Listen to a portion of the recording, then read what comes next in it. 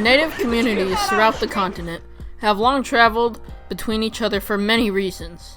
For interpersonal and government-to-government relationships, commerce, trade, culture, ceremonies, food, and family, and so much more. Specifically, in our Puget Sound region, the waterways in our greater Seattle area have been deemed the highways of our ancestors by the local Coast Salish tribes.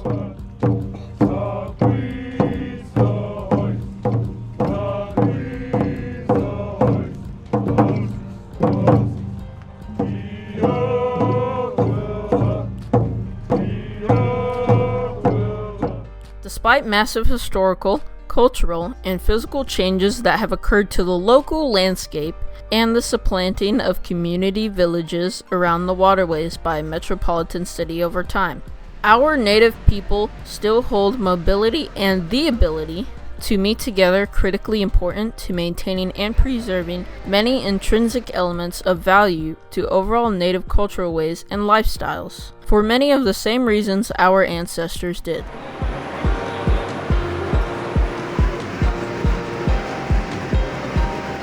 Students and alumni of the Seattle-based nonprofit Red Eagle Soaring Native Youth Theater have utilized methods of transportation provided by the Seattle Department of Transportation, King County Metro, and HopeLink for the entirety of its close to 30-year history. For the light rail system is pretty reliable for my usage, especially when emergencies involve me trying to get to where I need to go.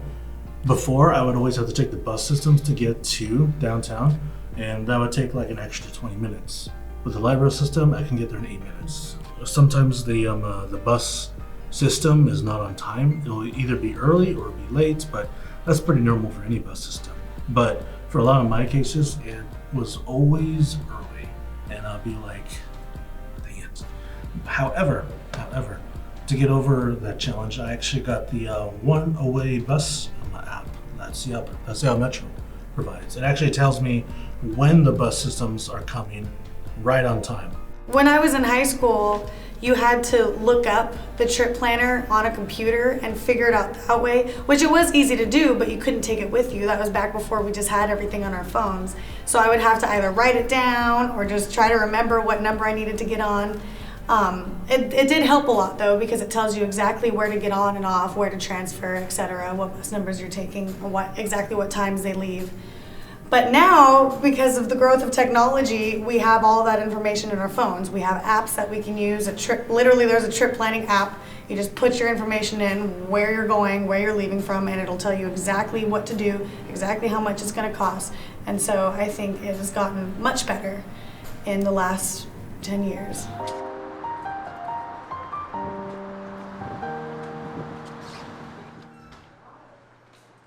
I'm Elise, I'm 15. I've been in Red Eagle Soaring for 1 year, and I live in Redmond. Last year, or maybe it was a year before that, but I had to get from my house to Daybreak Star for some summer activities, so taking a bus from my house to there was something I had to do for a couple days. And then I take the transit to get from my neighborhood over here in Seattle. Sometimes I'll just get really nervous when I'm on the bus just because I'm scared I might miss my stop. But then I remember that there's other people also going to the same place. So it's kind of calming to know I'm not the only one who's going to a certain place. So one thing I learned about SDOT and the public transit or transport community is that there's many different types of buses that you can go on.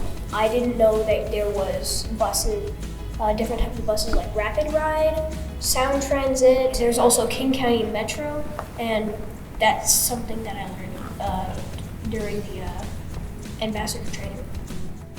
For longtime community member and executive director of United Indians of All Tribes Foundation, Michael Tooley, public transportation plays a vital role in the cultural activities as well as it presents challenges to daily life at Daybreak Star Cultural Center in Discovery Park. This is Mike Tooley. I'm currently the Executive Director of the United Indians of All Tribes Foundation, and I'm actually from the Yakama Nation. We serve clients who have to sometimes have to travel out here. Sometimes it's a young mother, a family of 3, and sometimes it can be difficult during the winter. If it's snowing or if it's freezing rain, it can be very problematic. Particularly, it does impact some of our events, major events that we sponsor. And sometimes we'll have powwows here actually, and other events where there may be thousands of people here. If you're talking about events where we have as many as 10,000 here on a weekend, and the buses are not adjusted, and there's not the runs aren't increased, you're going to have problems of people getting out here in a timely fashion. If you look at a map of Seattle, natives are sporadically spread out throughout the city.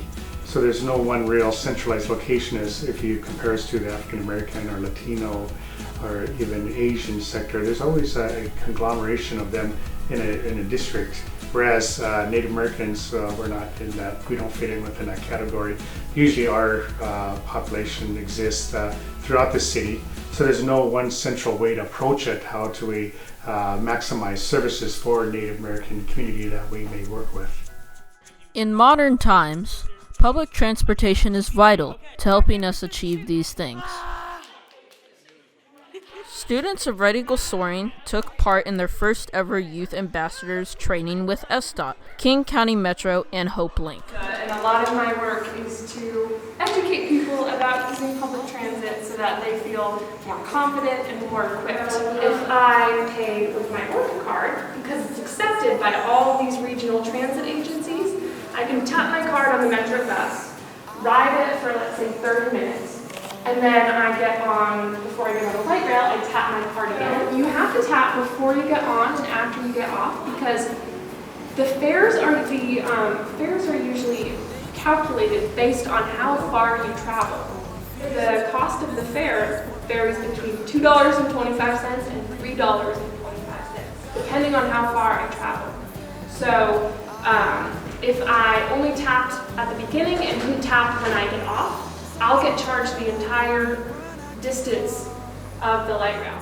Seattle public transportation in general has played a huge part in having our programs be successful and keeping our students coming back because they could easily get there even if we weren't able to provide them a ride.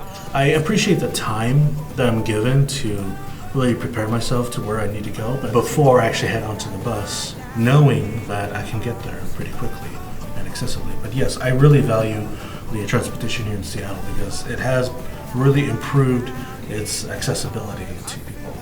Since time immemorial, Native peoples in the Puget Sound region and from all areas of the continent have highly valued their mobility to meet together, to visit one another, to strengthen relationships together through negotiations, activities, and ceremonies, to foster cultural traditions and shared values. These interactions provide balance, guidance, and strength as tribal nations and families pave the way for the coming generations.